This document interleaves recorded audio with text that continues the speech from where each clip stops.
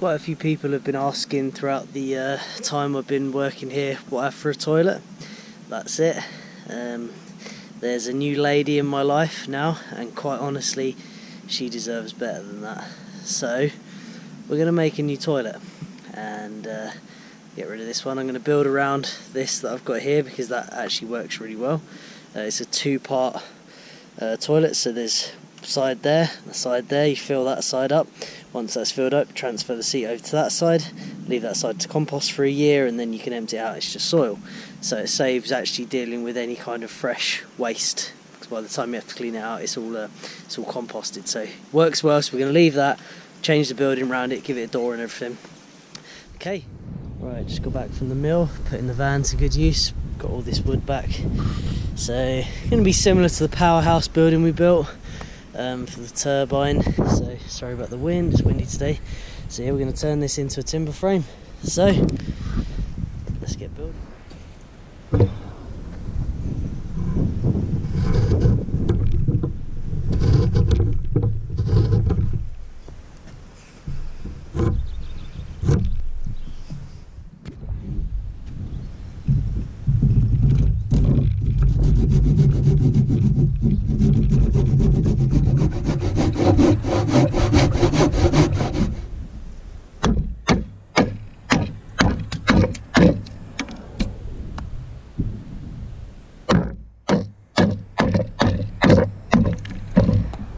Okay, it's tenon, so post, post, post, post, cross beam, and then we've got those pieces there, it'll be windbrace stock.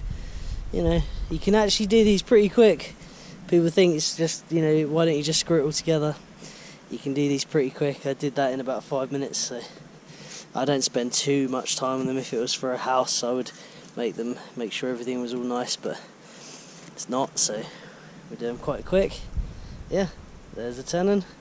We put 4 of them on there, we'll do 4 mortises, then we'll line it up, do our windbraces. Doesn't take long.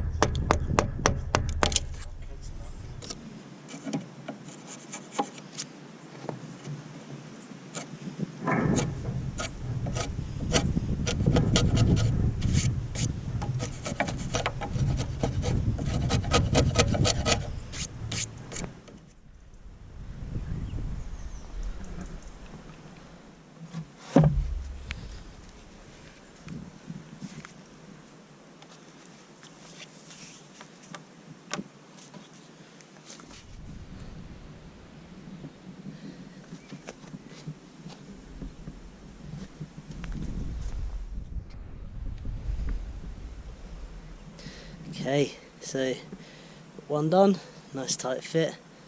Start cleaning these out. I'd really love a chainsaw mortiser, chain mortiser. For doing these would be a big help. For now I just do them with my auger and chisel because they're grand. Anyway, I'm going to carry on.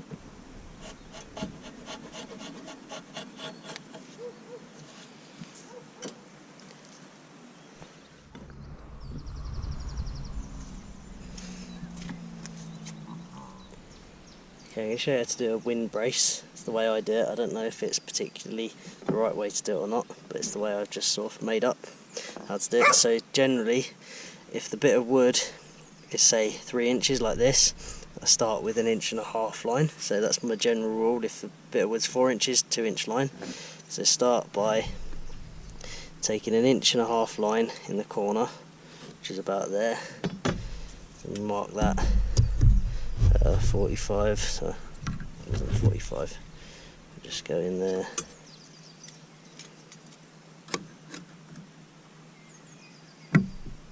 Inch-and-a-half line there. Mark that one. And then from that corner, it's to go across here, another 45. And that corner goes across there like that. And then from that corner down to there, another 45. Like that. So that's going to get cut off. That's going to get cut off. And then we'll cut down halfway through there. And then that's going to get cut off, and then we'll end up with one of them like that. That's how I do it. It's pretty easy to do, and I'll show you how that will then sit inside a mortise into a post like that, with a little bit of space left at the end. Yeah, that's just how I do them, and it works for me.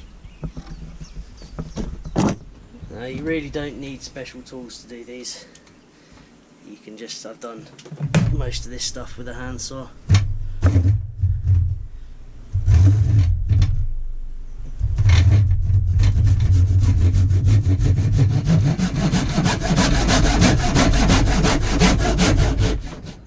So, you could chip this off with a chisel, but I'm going to cut it down nice and close, and then I just have to finish it off with a chisel. Started there.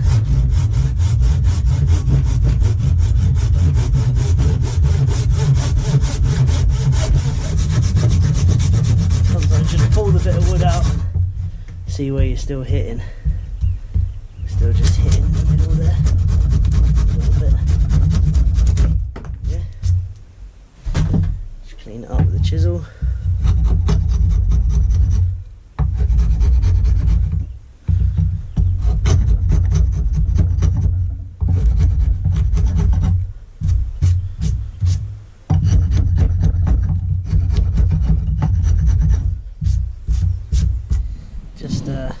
Taking my chisel and just knocking the corners off of these. I think it just makes for a nicer looking, more natural piece of wood. If you put a bit of a curve in them and stuff. So just doing that. Yeah, there's 8 of them made. So yeah, 8 windbraces, knock the corners off them, and then we've got to do some more tenons, and then I'm waiting for a mortising tool that I bought to turn up, and then we'll do all the mortises with that. It's okay, I just run the sander over them a bit, so I spent a little bit of extra time, see, just making them nice curves to them. I think it just looks nicer. Some people don't.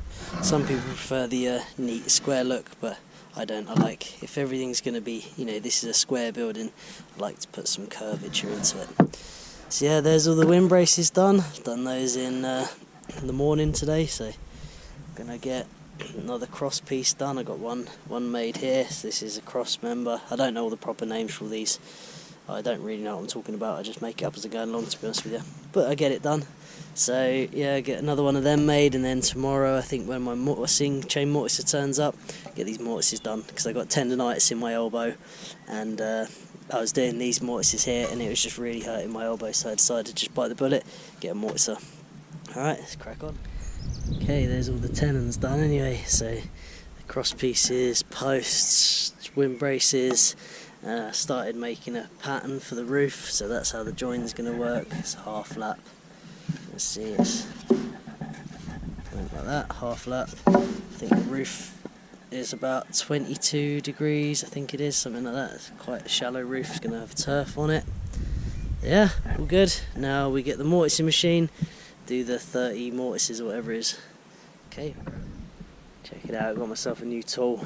So any Patreon money or anything like that I get when I'm doing these videos, it gets saved into an account, and then I use it to go towards tooling and stuff for these projects. So this tool here is really going to help me, because I've been having tendonitis issues with my elbow, and so I decided to just bite the bullet and spend the money on this here Makita chain mortiser.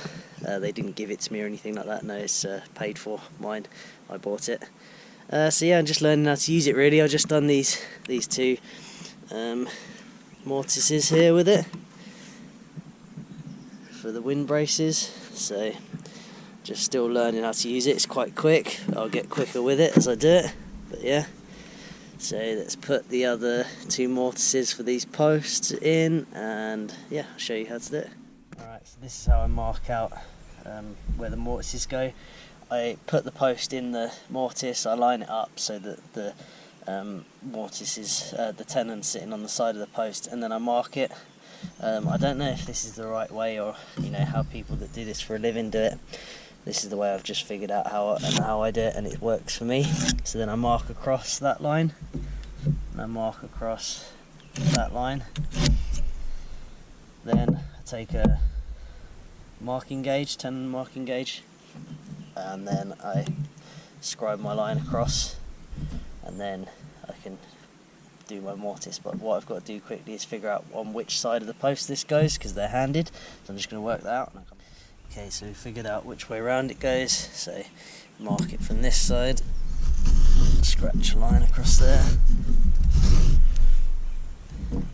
and I usually run pencil in the line so you can see it better, just like that. So there's the size of our mortise marked out on the other side, like that.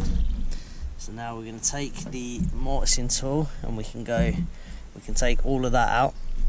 So we'll take all of that out with it. It can't do the 90s, so we take all of that out, and then we'll come in. Can you see that?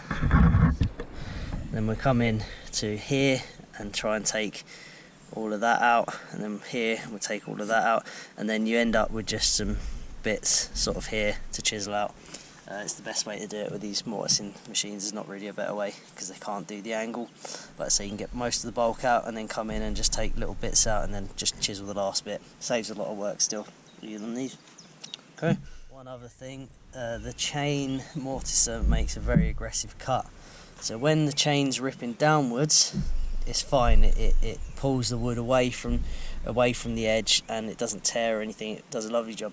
But on the other side of the chain where it's pulling upwards, it'll rip out your corners, so you need to go round with your chisel first and just get those lines marked and get them nice and deep, otherwise it'll tear out on the edges on the upward stroke of the chain. So that's the sort of depth I found you need to really go to stop that tear out from happening, nice and deep down in there. Use a mortise chisel so you can drive it right down in there. That stops that tear out then. Alright, let's get to cutting it. And while I remember, another thing that I haven't been doing on the other ones, but I should have been doing, and I just realised halfway through, is to drill my holes first, because then when I bore out the mortise, the hole's already there, and I won't get tear out when the auger goes through. So I'm going to drill my hole through here already, ready for when we bore it out.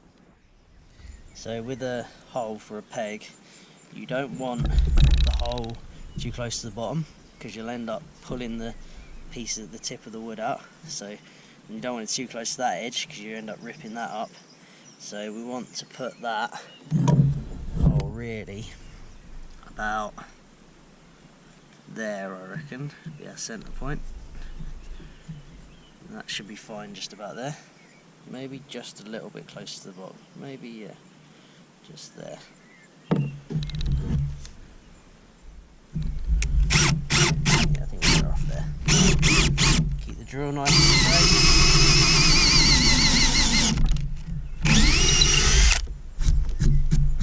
And bore all the way through.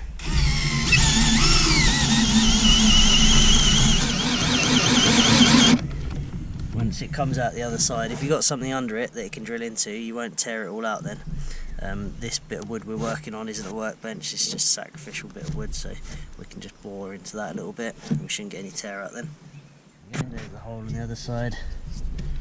On that side should be pretty straight, so that'll be ready for our peg. I like to do nice big pegs because a lot of the strength in the building comes from the peg. In fact, pretty much all of it in the frame really, because it's what's holding it all together. So nice big pegs, and also I like the look of the pegs. I like to have nice big pegs sticking out, it looks nice, but you don't want it too big because then you don't have much tenon material left in there. So yeah, I like that. That's a 22mm, so quite like that.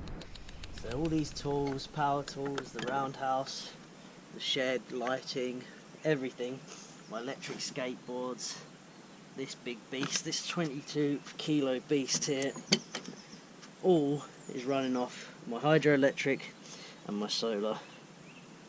So we get that on there, line it up, clamp it on, and then I'm trying to do this in a way in which you guys can see it, so it's a bit awkward for me actually where I am.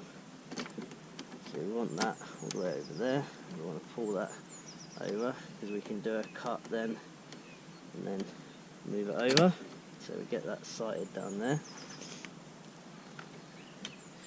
Check it's not going to take out too much material, just a bit less. It's on the 0 point, so this is the one I can bore, oh no, I can't bore all the way down. This one I can only go down a little way, and then we'll move it along until we get to the end and we'll bore all the way down. Okay, let's go for a bit of a cut.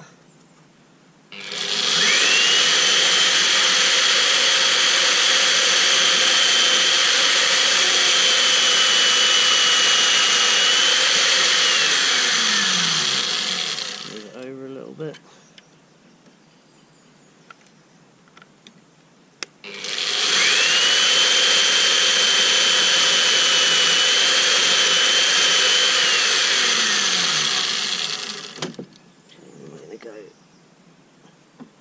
Over a bit more.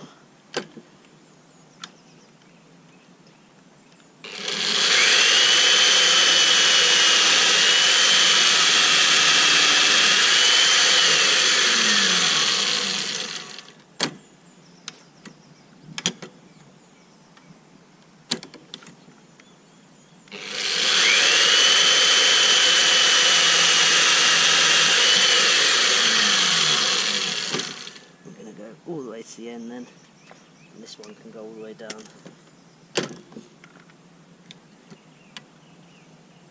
bit far over.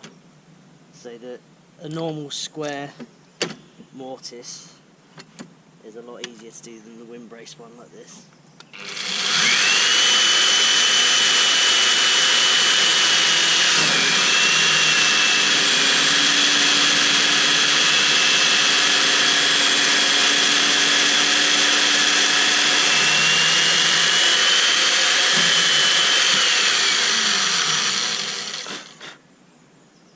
Over.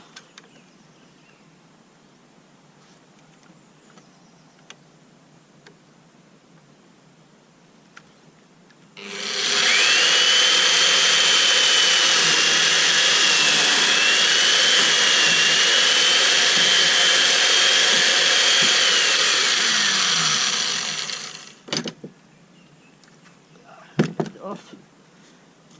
And then the rest we just got to clean out with a chisel, but we've got most of the material out. We just got to take a little bit of a mound off in the middle there. So there's all the materials out of there, so we just got to come in and just take that mound out. I could probably nibble a bit more away from that, but you know, I can just do that a little bit with the chisel. Down in the bottom's the hard bit to get to, deals with all that for you. Just knock that bit out, clean up the edges. It should, sorry, hit the camera there, should just fit straight in there. See, it's still got a little bit of tear out even with those deep cuts, so you'll be careful with that. Okay, let's clean it out and we'll get the windbrace fitted in there. Just do a little bit of clean out. Get the hole on the sides. And check we've got a nice smooth surface in there. It'll be done in about 20 minutes or something, maybe less, and that's if you spend a long time doing it. How about that for a fit?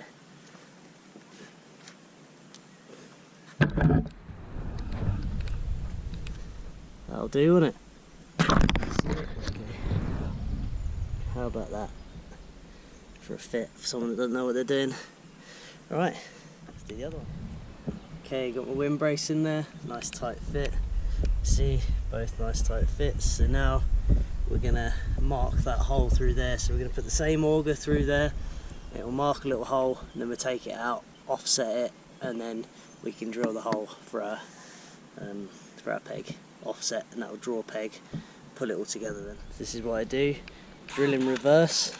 We don't want to drill a big hole in that. Drill in reverse, put it in the hole, get it so it's nice and lined up straight. Just run it in reverse just to mark it, because then that hole's marked then, and we can pull that out and we'll have a mark for our peg hole. Okay, got some bits together. So the pegs, well not pegged, but the hot peg holes are marked up, they're all lined up. Joins are nice and tight, all looking good. So we can drill the final holes through the tenons, ready for the pegs, and then take it apart, put that to the side, and then that is ready then to make the other side. Still got to put the mortises in here somewhere for the cross pieces, so we might do that now actually. Yeah, do that before we take it apart, get them done. And that's almost the side done. You see nice tight joins. I went a bit oversized with that one when I was practicing with the chain mortiser. The 0 point wasn't set in the right spot. I probably should have done a test hole, but I went a bit oversized with that. That's okay. I might see if I can get away with knocking it that way, putting the gap on the other side. Depends how square it makes it or whatever. But yeah, looking good, happy with it. So just crack on.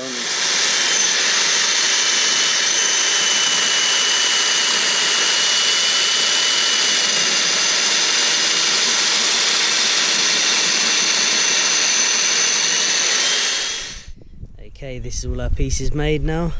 We're ready to be put together, pegged together, which is going to be part 2 of this video, because this video is getting a bit long. Okay, so I hope that video was informative, and hope you enjoyed it, and thanks for watching.